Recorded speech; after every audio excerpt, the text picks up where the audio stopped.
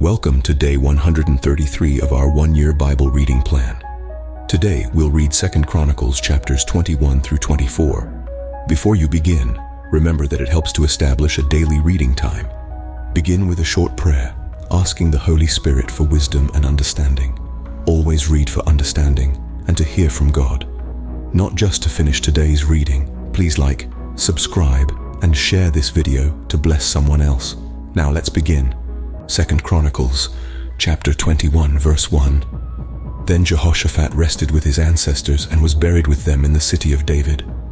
And Jehoram his son succeeded him as king. Jehoram's brothers, the sons of Jehoshaphat, were Azariah, Jehiel, Zechariah, Azariahu, Michael, and Shephatiah. All these were sons of Jehoshaphat, king of Israel. Their father had given them many gifts of silver and gold and articles of value, as well as fortified cities in Judah. But he had given the kingdom to Jehoram because he was his firstborn son. When Jehoram established himself firmly over his father's kingdom, he put all his brothers to the sword along with some of the officials of Israel. Jehoram was 32 years old when he became king, and he reigned in Jerusalem 8 years.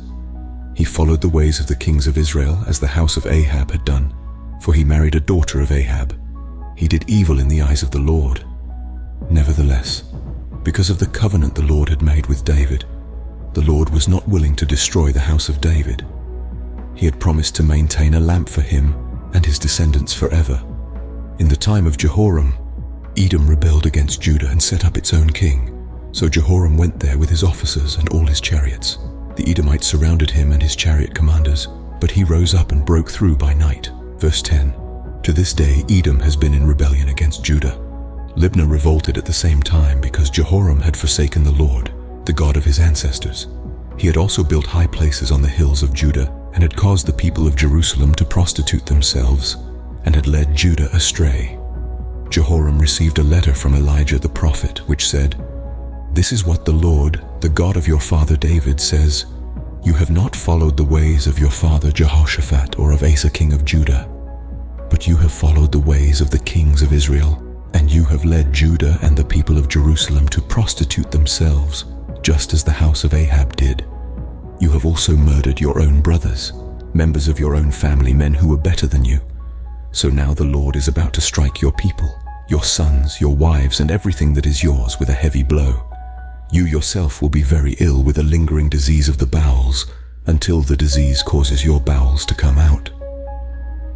The Lord aroused against Jehoram the hostility of the Philistines and of the Arabs who lived near the Cushites. They attacked Judah, invaded it, and carried off all the goods found in the king's palace, together with his sons and wives. Not a son was left to him except Ahaziah, the youngest. After all this, the Lord afflicted Jehoram with an incurable disease of the bowels. In the course of time, at the end of the 2nd year, his bowels came out because of the disease, and he died in great pain. His people made no funeral fire in his honor, as they had for his predecessors. Verse 20. Jehoram was 32 years old when he became king, and he reigned in Jerusalem 8 years. He passed away, to no one's regret, and was buried in the city of David, but not in the tombs of the kings. 2 Chronicles, chapter 22, verse 1. The people of Jerusalem made Ahaziah, Jehoram's youngest son, king in his place, since the raiders who came with the Arabs into the camp had killed all the older sons. So Ahaziah, son of Jehoram, king of Judah, began to reign. Ahaziah was 22 years old when he became king, and he reigned in Jerusalem 1 year. His mother's name was Athaliah, a granddaughter of Omri. He too followed the ways of the house of Ahab, for his mother encouraged him to act wickedly. He did evil in the eyes of the Lord, as the house of Ahab had done. For after his father's death, they became his advisers, to his undoing. He also followed their counsel when he went with Joram, son of Ahab, king of Israel, to wage war against Hazael, king of Aram, at Ramoth-Gilead. The Arameans wounded Joram, so he returned to Jezreel to recover from the wounds they had inflicted on him at Ramoth in his battle with Hazael, king of Aram. Then Ahaziah, son of Jehoram, king of Judah, went down to Jezreel to see Joram, son of Ahab, because he had been wounded. Through Ahaziah's visit to Joram, God brought about Ahaziah's downfall. When Ahaziah arrived, he went out with Joram, to meet Jehu son of Nimshi, whom the Lord had anointed to destroy the house of Ahab.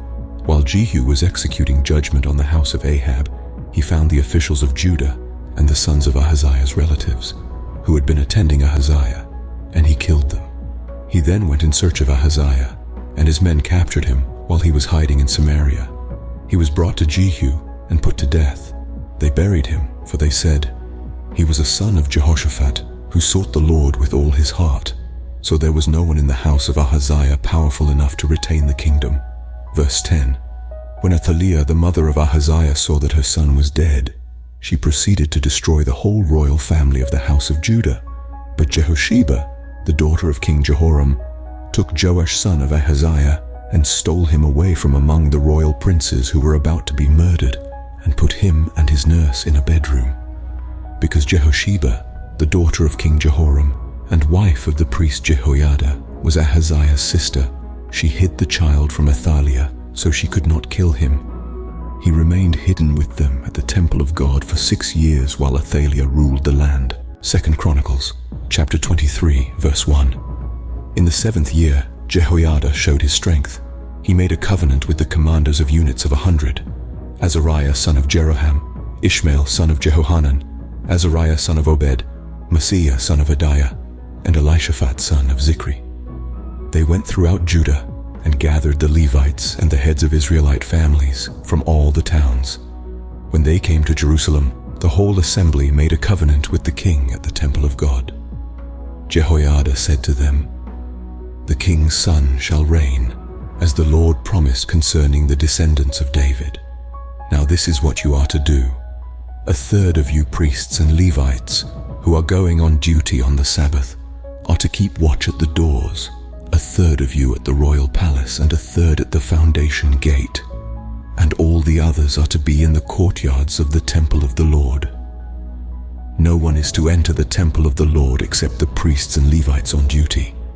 They may enter because they are consecrated, but all the others are to observe the Lord's command not to enter. The Levites are to station themselves around the king, each with weapon in hand. Anyone who enters the temple is to be put to death. Stay close to the king wherever he goes." The Levites and all the men of Judah did just as Jehoiada the priest ordered. Each one took his men, those who were going on duty on the Sabbath and those who were going off duty, for Jehoiada the priest had not released any of the divisions. 9. Then he gave the commanders of units of 100 the spears and the large and small shields that had belonged to King David and that were in the temple of God. Verse 10. He stationed all the men, each with his weapon in his hand, around the king, near the altar and the temple, from the south side to the north side of the temple. Jehoiada and his sons brought out the king's son and put the crown on him. They presented him with a copy of the covenant and proclaimed him king. They anointed him and shouted, "Long live the king." When Athaliah heard the noise of the people running and cheering the king, she went to them at the temple of the Lord. She looked, and there was the king, standing by his pillar at the entrance. The officers and the trumpeters were beside the king, and all the people of the land were rejoicing and blowing trumpets, and musicians with their instruments were leading the praises. Then Athaliah tore her robes and shouted, "Treason! Treason!" Jehoiada the priest sent out the commanders of units of 100, who were in charge of the troops, and said to them, "Bring her out between the ranks, and put to the sword anyone who follows her." For the priest had said, "Do not put her to death at the temple of the Lord." So they seized her as she reached the entrance of the horse gate on the palace grounds, and there they put her to death. Jehoiada then made a covenant that he, the people, and the king would be the Lord's people. All the people went to the temple of Baal and tore it down. They smashed the altars and idols and killed Mattan the priest of Baal in front of the altars.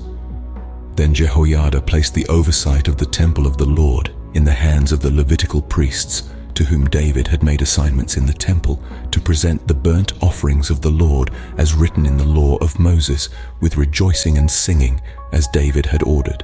He also stationed gatekeepers at the gates of the Lord's temple so that no one who was in any way unclean might enter.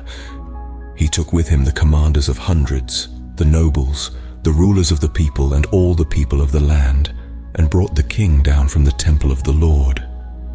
They went into the palace through the upper gate and seated the king on the royal throne. All the people of the land rejoiced, and the city was calm, because Athaliah had been slain with the sword. 2 Chronicles, chapter 24, verse 1. Joash was 7 years old when he became king, and he reigned in Jerusalem 40 years. His mother's name was Zibiah. She was from Beersheba. Joash did what was right in the eyes of the Lord all the years of Jehoiada the priest. Jehoiada chose 2 wives for him, and he had sons and daughters. Sometime later, Joash decided to restore the temple of the Lord.